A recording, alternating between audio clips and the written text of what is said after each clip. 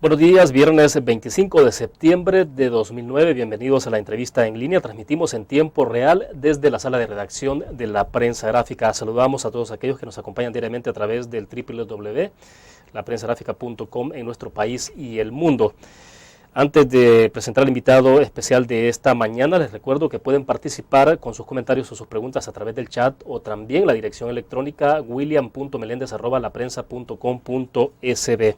Saludo también a Rigoberto, que está pendiente de nosotros a través de esta entrevista en línea en Houston, y Arturo en Orlando, Florida. Esta mañana con nosotros en nuestros estudios desde la sala de redacción de la Prensa Gráfica se encuentra el señor Vladimir Ruiz Tirado. Él es encargado de negocios de la Embajada de la República Bolivariana de Venezuela en El Salvador. Señor Ruiz Tirado, buenos días. Un gusto. Buenos días, muchas gracias por la invitación. Gracias. Saludo a la audiencia de esta emisión. Muy gentil.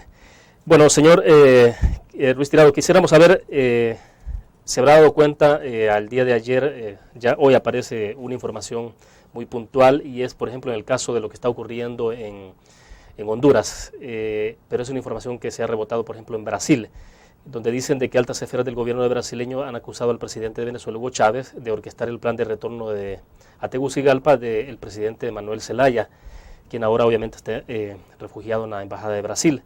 Y esto se toma como referencia de asesores del presidente brasileño Luis Ignacio Lula da Silva y de cancillerías que fueron consultados por el periódico O Estado de Sao Paulo. En principio, quisiera saber un poco qué opinión le merece este tipo de declaraciones. Bueno, acusaciones de ese tipo nos rebotan. En primer lugar, porque desde el día del golpe de Estado, en forma simultánea, pues, el gobierno de Venezuela y su servicio exterior, fuimos de los primeros en condenar el golpe. Y luego hemos sido punteros también en estar solidarios, apoyar todas aquellas acciones que conlleven a la restitución del presidente Zelaya. Recuerdo, por ejemplo, el intento de aterrizaje. Claro. Luego vino el intento de ingreso por Ocotal vía Nicaragua. Y ahora este.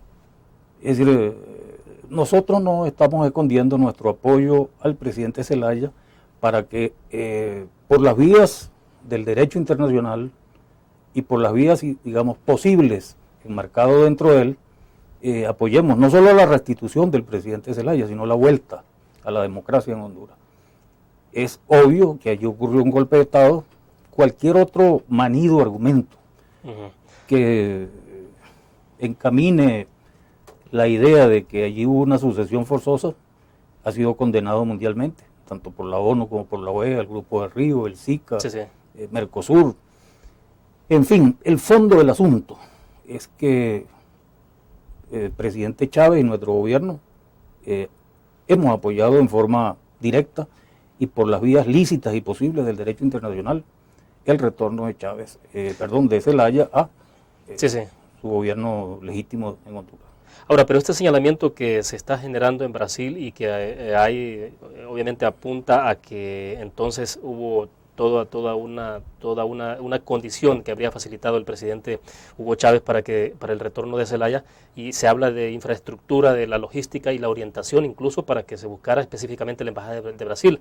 Es decir, lo que se está planteando es como que el presidente Hugo Chávez aconsejó a Manuel Zelaya de que se fuera a refugiar a la Embajada de Brasil.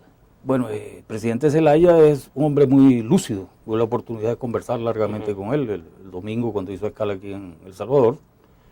Es un hombre además mayorcito de edad. Justo ese día cumplió 57 años. Lo celebramos allí con unas pupusas que encargamos. Y dudo pues de esa idea de que el presidente Zelaya se deje imponer criterios o rutas.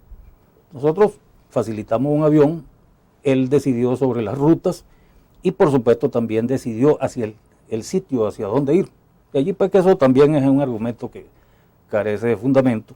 Nosotros somos muy respetuosos de los presidentes, del ejercicio soberano de sus decisiones, y lo que sí creo es que fue bastante acertada su decisión de llegar a la Embajada de Brasil, independientemente de cualquier valoración que pueda haber al respecto. Primero se decía que iba a llegar a la sede de la ONU, finalmente nos enteramos de su decisión de llegar a la Embajada de Brasil.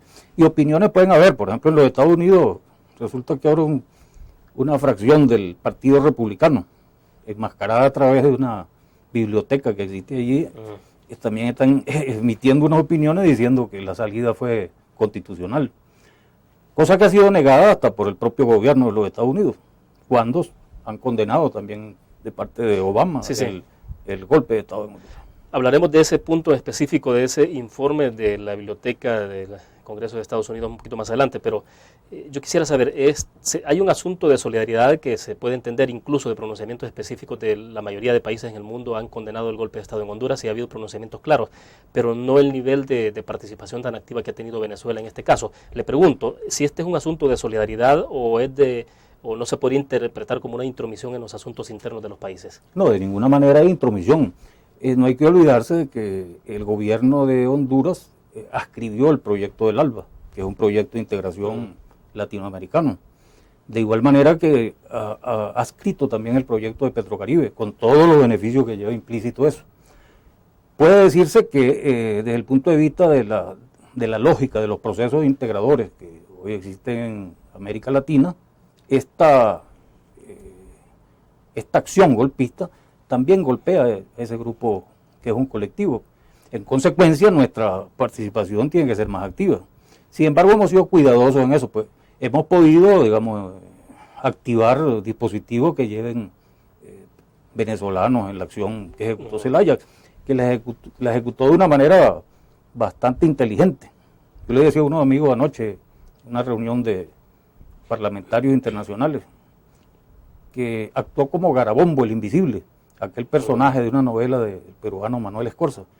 Es decir, pero tampoco es que entró clandestinamente, como algunos han querido tender. Es decir, nadie entra clandestinamente a su casa, y más si es el presidente electo de un país. Es decir, yo creo que esa es la lógica que debemos explorar. Bueno, perfecto. Vamos a la primera pausa comercial, ya volvemos con más de la entrevista en línea.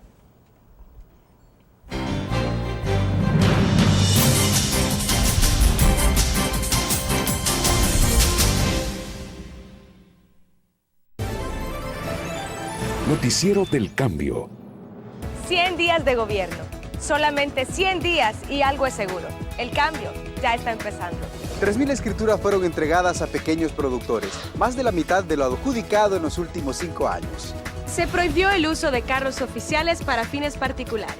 Y fue lanzado Casa para Todos, el mayor programa de construcción de viviendas de nuestra historia. Además, el gobierno terminó con el cobro de las cuotas voluntarias en la red de salud pública. Está promoviendo acciones conjuntas entre policías y militares para combatir la violencia. Y va a empezar a realizar obras fundamentales para el país, como el nuevo hospital de maternidad acá en el barrio Santa Anita de la capital y la primera sede de Ciudad Mujer en Usulután. Todo esto no deja dudas. Para este gobierno, palabra empeñada es palabra cumplida. 100 días de trabajo, 100 días de esperanza.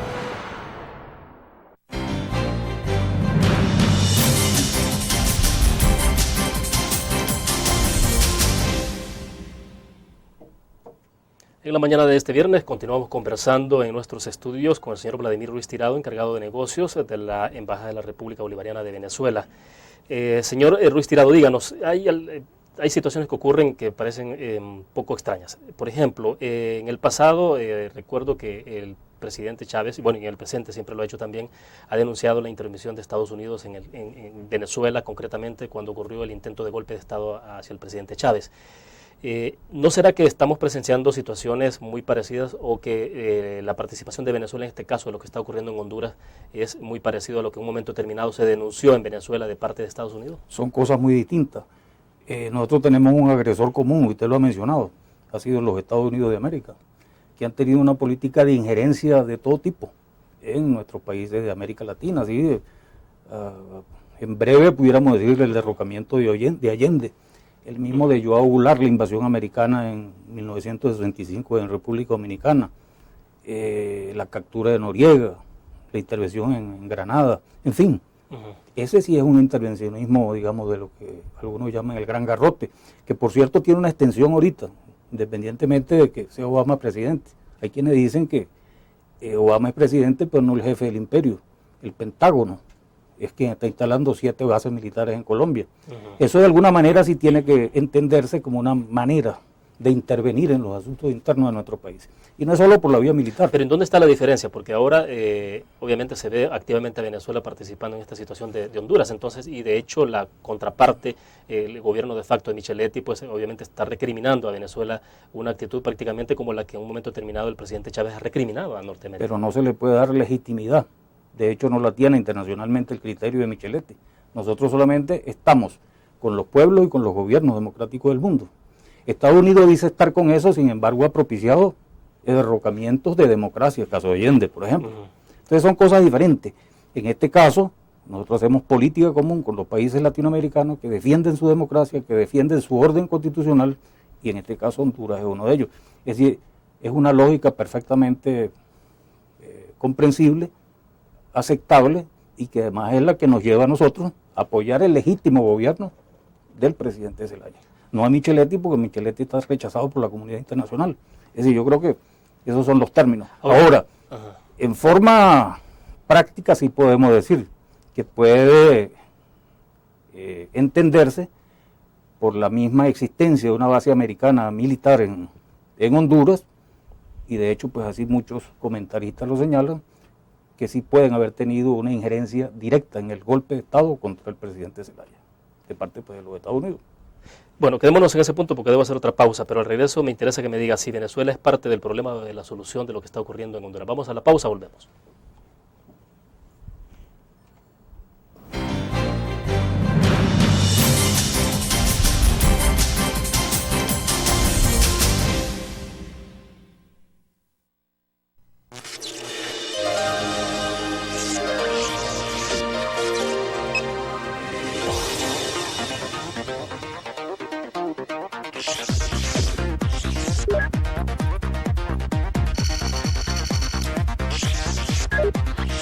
Estimulamos tus sentidos para que leas, veas, escuches e interactúes con la verdad.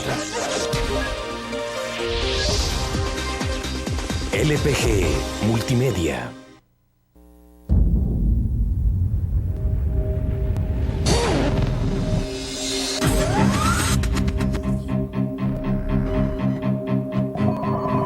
El inicio de una estrategia financiera desde los negocios y la actividad económica hacia toda Centroamérica. El Economista Regional, una revista especializada donde encuentras el panorama empresarial y los principales movimientos financieros.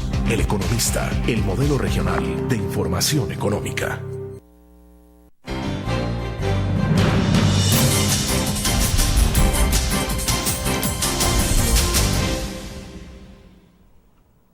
Señor Ruiz Tirado, cerrábamos el segmento anterior planteando la pregunta si Venezuela se considera parte del problema o parte de la solución. Y a propósito de eso, José nos ha escrito de San Salvador y dice, y hay una pregunta, dice, dígame cuáles son las verdaderas intenciones de Venezuela en la crisis de Honduras, ¿por qué siempre Venezuela anda armando desestabilizaciones? Bueno, en primer lugar somos un problema para Micheletti, porque reclamamos la restitución de la democracia. En cambio, Micheletti ha encarnado el golpe de Estado antidemocrático y golpista. Y podemos decir que somos parte de la solución en la medida pues en que hemos apoyado todos los procedimientos y las resoluciones internacionales, así como las acciones que el presidente Zelaya ha emprendido, no solamente para ingresar a Honduras, sino para establecer, como él lo dijo, el diálogo para la restitución de la democracia. Es decir, para nosotros, de verdad, el asunto es, y de fondos, es el respeto de la soberanía hondureña y es a la vez el establecimiento pues, del principio de autodeterminación de los pueblos. Pero en este caso de Honduras, una corriente golpista condenada por la comunidad internacional, encasillada en una posición que ha impedido, casi se puede decir, el diálogo, aunque yo creo que de alguna manera eso va a tener un desenlace. Y bueno, todo va a depender sobre todo del vigor que ha tenido el pueblo hondureño. Y también de la actitud valiente que ha tenido el presidente Zelaya. Ahora, acláreme una cosa, el presidente Mel Zelaya fue suscriptor del ALBA, él es parte de ALBA. Claro. Dentro de ALBA hay alguna cláusula, alguna consideración que establezca que en una situación como la que ha atravesado el presidente Zelaya en Honduras puede haber una respuesta incluso de carácter militar o no? No, eso todo no está planteado, pero sí solidaria, que es lo que nosotros hemos hecho. al igual que en el caso de Petrocaribe. Recuérdese que los principios del ALBA están fundados en la equidad, en la complementariedad, en la solidaridad y en la equidad. Y eso pues en materia comercial. También hay que decir con respecto a eso, que este golpe también fue contra el ALBA y contra todos los beneficios que ha traído el pueblo hondureño. Ha sido un golpe contra la Misión Milagro, ha sido un golpe contra el combustible barato, ha sido un golpe contra las becas que se le dan a los estudiantes para que vayan a hacer estudios en forma gratuita en Venezuela. Ha sido un golpe a la integración latinoamericana. Eso de verdad, para la lógica de las oligarquías y del propio imperio, es un problema. Para nosotros es la solución, es la vía. En el caso nuestro que hemos emprendido la vía del socialismo. En el caso de Honduras y otros países centroamericanos como Nicaragua, misma Guatemala y hasta Costa Rica que han solicitado su adscripción a Petrocaribe, si forman parte de nuestras soluciones propias. Por mucho tiempo en América Latina no había habido posibilidades de formas independientes y autónomas de integración y de soluciones. Eso lo hemos ocupado. Voy a ir intercalando algunos comentarios y preguntas de los cibernautas. Antonio Martínez nos escribe desde Santa Ana y dice, ¿podría el gobierno venezolano dar pruebas contundentes de los peligros que representan las operaciones de Estados Unidos en Colombia? ¿Es confidencial esto?, pregunta él. Bueno, el gobierno del presidente Uribe no ha soltado prenda, como decimos en Venezuela, no ha dado información en el seno de UNASUR, que es el colectivo de naciones suramericanas, sobre los alcances de las operaciones de las bases militares americanas en Colombia. Por eso le digo que lo de Honduras hay que verlo en el contexto completo, al menos hemisférico. Es decir, ante una creciente militarización de los Estados Unidos en el continente, hay una declaración muy acertada del comandante de la Marina brasileña, quien dijo, Estados Unidos no consultó al Estado brasileño ni política ni diplomáticamente y tampoco le informó. A raíz de eso fue que se hicieron los convenios con Francia. Hace poco estuvo el presidente francés en Brasil y bueno, hicieron convenimientos estratégicos para el aprovisionamiento de armamento para Brasil. Raúl Civechi, un periodista uruguayo, lo ha dicho de alguna manera, pues, surgió un polo autónomo en Sudamérica con este convenio, que es distinto de la lógica imperial de los Estados Unidos. A nosotros nos vendió aviones Estados Unidos y armamento, y a raíz de que ganó el presidente Chávez, no nos han vendido ni un tornillo de repuesto. Ahora, ¿quién está llevando la carrera armamentista en Latinoamérica, específicamente en Sudamérica? Porque si usted revisa la información en términos generales, se plantea más bien una visión de que es el presidente Chávez el que está llevando o está encabezando esa carrera armamentista, la compra de aviones, los convenios militares con Rusia, con Irán. ¿Quién encabeza esto? En primer lugar, Colombia. Las estadísticas nos dicen que en los últimos 10 años ha sido Colombia quien más ha invertido en armamento. ¿Pero porque ha tenido un conflicto armado interno? No necesariamente, pero ya vamos sobre eso. Entonces, luego han seguido Chile, Brasil y luego Venezuela. Nosotros en estos momentos estamos comprando armamento en otra parte por razones defensivas, no por ofensivas. Por otra parte hay que decir que lo que llamamos el uribismo, como digamos política exterior permanente de la oligarquía colombiana, se ha juntado con lo que denominamos el pentagonismo, lo que llamamos Juan Bosch, el presidente americano, en el momento cuando, por instrucciones del Pentágono, se invadió República Dominicana. Eso sí son dos corrientes armamentistas. De hecho, Estados Unidos hace la guerra en cualquier parte del mundo cuando, a veces sin argumentación conocida, como fue el caso de Irak, donde no había armas de destrucción masiva. Sí. Entonces, nosotros como país sí tenemos el derecho de defendernos y en tal sentido pues acudimos a aquellos países que nos puedan proporcionar las herramientas. Debo ir a la pausa y al regreso me interesa saber si es que estamos ante la reedición de un capítulo más de la Guerra Fría y luego le leo algunos comentarios o preguntas de los cibernautas. A la pausa, ya volvemos.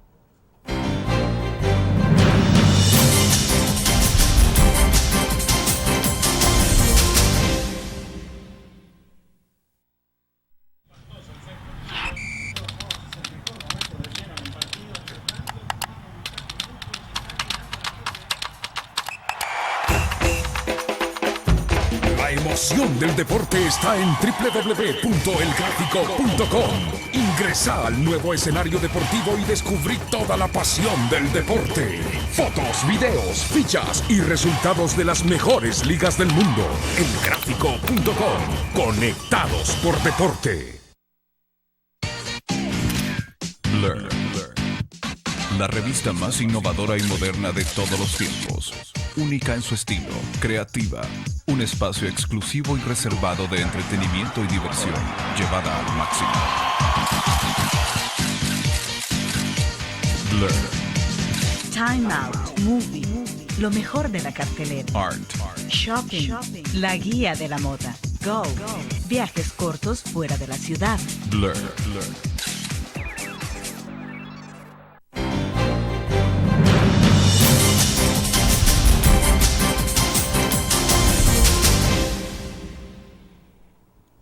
Bueno, leeré algunos comentarios y preguntas de los cibernautas. Por ejemplo, Juan nos ha escrito de San Salvador. ¿Y cuál es la idea de integración latinoamericana total? Poder, dice, dominio de Chávez, injerencia sobre Latinoamérica por Chávez. Luego Ernesto Vargas, desde Los Ángeles, California, nos escribe, dice, ¿en qué forma Venezuela podría ayudarle a El Salvador? Le dejo esas dos preguntas planteadas y desde luego también con la que cerramos el segmento anterior, si es que estamos ante la reedición de una nueva Guerra Fría. Hay autores que dicen que la Guerra Fría, o la llamada Guerra Fría, fue la tercera guerra mundial, que necesariamente no tenía que ser una guerra como las convencionales que hubo anteriormente, la primera y la segunda. Y hay quienes dicen que estamos ya en el inicio de la cuarta, lo cual supone más bien posicionamientos estratégicos de las grandes potencias, de la tríada imperial, sobre todo Unión Europea, Japón y Estados Unidos, y en el caso particular de Estados Unidos, para posesionarse militarmente, o al menos estratégicamente, desde ese punto de vista donde existan las reservas más importantes. Venezuela ha pasado a ser el país con reservas probadas como primero en el mundo. Recientemente hubo una certificación a raíz de que la empresa española Repsol descubriera unos importantes yacimientos en la faja del Orinoco. Pero no hay que olvidarse que también allí está la Amazonía, son las más grandes reservas de biodiversidad en el mundo, y eso es parte de Brasil, es de Venezuela, es de Colombia, de Ecuador y Perú, también Bolivia. Y entonces no es casual que la ubicación de las tres principales bases americanas sean equidistantes justamente de nuestros países de donde están esas reservas. Y en cuanto a la pregunta que hace el señor cibernauta, Chávez no anda buscando alguna modalidad de hegemonía o de imperialismo o de tutela como lo han practicado los Estados Unidos. Basado en los principios que señalé anteriormente, buscamos una relación de cordialidad, de respeto mutuo, de acercamiento y de apoyo. Y volviendo a la otra pregunta, durante el gobierno anterior, que era completamente adverso a nosotros, hasta el punto pues, de que el presidente Flores fue el único país del mundo, el único gobierno del mundo que respaldó el golpe de Estado contra Venezuela, el presidente Chávez, en el 2002, bueno, hemos desarrollado la misión Milagro. En el tiempo que tengo aquí hemos enviado 46 delegaciones de pacientes a Venezuela a tratarse problemas de la vista. Tenemos el proyecto de Alba Petróleo, que es un proyecto bandera, el cual permite financiamiento a largo plazo y una factura que hace posible la venta del combustible en términos, digamos, más económicos para toda la nación salvadoreña, porque eso no es para una fracción en particular. Y tenemos Venezuela no espera nada a cambio de esto, es decir, no es una forma de generar influencia sobre los demás países. No, justamente estamos ya tratando con el gobierno de El Salvador en modalidad de intercambio. Ya, por ejemplo, este año comenzamos a llevar café desde aquí. Y estamos impulsando también todo un acercamiento hacia el sector agrícola para importar frijoles, arroz, azúcar. En el caso de Nicaragua lo hacemos de esa manera. Muchas veces por la forma de trueque. Cambiamos a veces energía o petróleo por productos alimentarios, por medicinas, por tecnologías.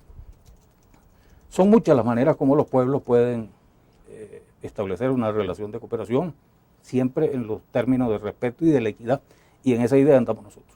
Bueno, nos quedamos en este punto, vamos a la última pausa comercial, regresamos con más de la entrevista, volvemos.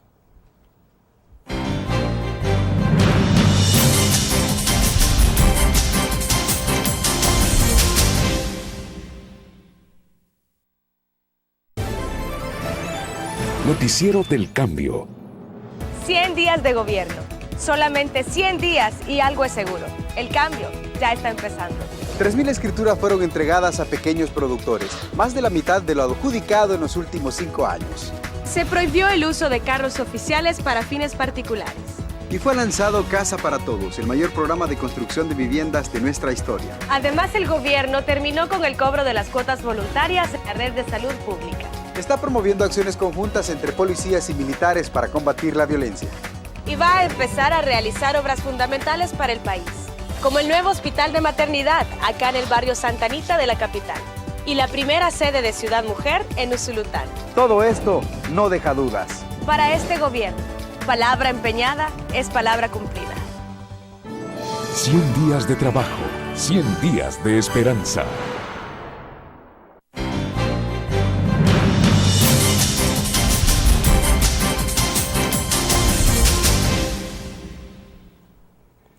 Bien, estamos al cierre de la entrevista en línea. Señor Ruiz Tirado, díganos, ¿por qué no hay todavía embajador de Venezuela en El Salvador? Ya tenemos algún rato, bueno, usted ha asumido temporalmente el cargo, pero como encargado de negocios, pero ¿por qué no ha habido todavía embajador, siendo que incluso ya hubo un cambio de gobierno en el país, un gobierno que se considera de izquierda? Entonces, bueno, hay muchas más afinidades. Cualquiera esperaría que fuera bastante inmediato. Bueno, en primer lugar, pues hay que decir que durante 7 años habían estado interrumpidas completamente las relaciones diplomáticas, digamos, normales. En segundo lugar, pues luego del triunfo del presidente Funes y del Frente Farabundo Martí, pues se ha abierto un compás pues, de apertura para el restablecimiento pleno de las relaciones. Próximamente, una cosa que no mencioné en el segmento anterior, vamos a hacer una rueda de negocios. Ahora también estamos incorporando el componente comercial como un elemento también de acercamiento de los dos países. Los procedimientos en Venezuela para el nombramiento de embajadores son, digamos, no son tan rápidos como aquí, que solo requieren la firma del presidente y el canciller. Ya tiene que pasar por la Asamblea Nacional, donde el postulado presenta un proyecto que es evaluado por la Comisión de Política Exterior, luego aprobado por la Asamblea Nacional y posteriormente firmado por el presidente y el canciller. Sí estamos seguros que Venezuela va a nombrar su embajador y todo a su tiempo. ¿Puede ser este año? Sí, yo creo que tranquilamente. Díganos, ¿cómo ven o cómo están las relaciones entre Venezuela y El Salvador con la llegada del presidente Mauricio Funes? ¿Ha habido mucho más fluidez en esas relaciones? No, claro, por ¿Se sienten ustedes satisfechos? Sí, absolutamente. Solamente eso. Recientemente nos reunimos con el canciller Hugo Martínez, una reunión de trabajo.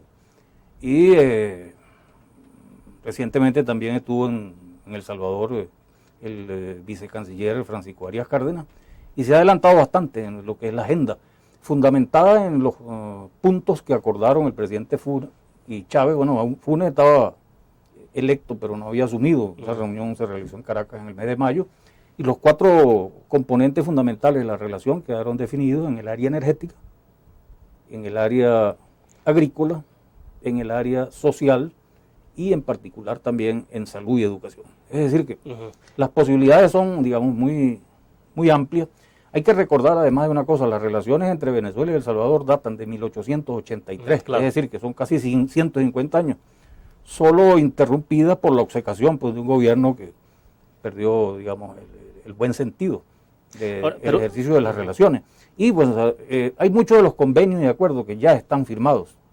Estamos en un proceso de evaluación de ellos para actualizarlo pues, en fechas y en, digamos, determinadas precisiones que haya que hacer. Pero díganos, ¿no son demasiadas frías las relaciones del presidente Funes con el presidente Chávez? Me refiero a, sobre todo por los discursos que se han manejado últimamente en la prioridad que ha dado el presidente Funes respecto de Lula o de Michelle Bachelet, y no necesariamente ha sido ese planteamiento que ha tenido en términos políticos de posicionamiento sobre el presidente Chávez. Bueno, cada presidente tiene sus estilos y por supuesto nosotros los respetamos. Lo que sí estamos seguros es que las relaciones no son solo entre gobiernos o entre estados, son también entre pueblos. Y nosotros apostamos a una relación diáfana, cordial, y que eleve las posibilidades de posicionamiento de los dos países. Pero ¿acaso no es más fluida la relación del presidente Chávez con el FMLN como partido, más que como con el presidente Funes? Funes? Históricamente ha sido así, porque bueno, el Frente fue primero que Chávez, pero no hay que olvidar que las relaciones son entre estados y gobiernos. Claro. Y entonces es una cosa que hay que cuidar también la forma, pues. Eso no quiere decir que el presidente Chávez no pueda tener relaciones con el partido, pero como gobierno tenemos que privilegiar las relaciones con el gobierno, y eso es lo que estamos haciendo. ¿Podríamos ver al presidente Chávez muy próximo, en los próximos días, en los próximos meses en El Salvador? Claro, si digamos los trámites para la construcción de un acuerdo marco y para el desarrollo de esos temas de agenda que ya he expuesto, tranquilamente puede venir el presidente Chávez a firmar los acuerdos, a estrechar las relaciones. Pero no hay una fecha. No tenemos fecha todavía. Y ¿usted ve a El Salvador, al presidente Funes, firmando o suscribiéndose, adhiriéndose al ALBA? Eso, todo a su tiempo. Habría que esperar cómo evolucionan las cosas. El presidente Funes, en ocasión de su visita a Caracas, señaló pues que él estaba en la senda de la construcción de la patria latinoamericana. Y inicialmente no necesariamente hay que estar en el ALBA, se puede estar en Petrocaribe, que es, digamos, un concepto de mayor amplitud, donde está, por ejemplo, Costa Rica, que es un gobierno de signo distinto al nuestro como proyecto. Es decir, las posibilidades son ilimitadas y eso lo dará la manera como se vayan concretando las relaciones de cooperación. Otras áreas de cooperación dentro del mismo concepto de Petrocaribe son, por ejemplo, la traída de fertilizantes. Al igual que Petrocaribe tiene un proyecto que se llama Petrocasa, que es un proyecto para construir viviendas de interés social. Recuerde que nosotros reconstruimos parte de Comasagua, sí, casi toda ella, y que ese puede ser una línea de trabajo también para la cooperación. Al igual que el concepto de petroalimento que está incluido dentro de Petrocaribe. Son muchas. Ahorita acabamos de enviar 32 toneladas de alimentos a Guatemala, en virtud de que el presidente de Guatemala decretó la emergencia. Sí, claro. Son 2 aviones que Micheletti dice que son aviones militares. No dice que lo que está transportando son alimentos. Bueno. ¿Ve usted cómo son las cosas? Bueno, perfecto. Se nos agotó el tiempo. Le agradezco que haya compartido con nosotros. Muy bien. Muchas gracias. Estamos a la orden en la embajada. Gracias, muy amable. Terminamos de esta forma entonces la entrevista. Nos vemos el próximo lunes a las 8:15 de la mañana. Buenos días.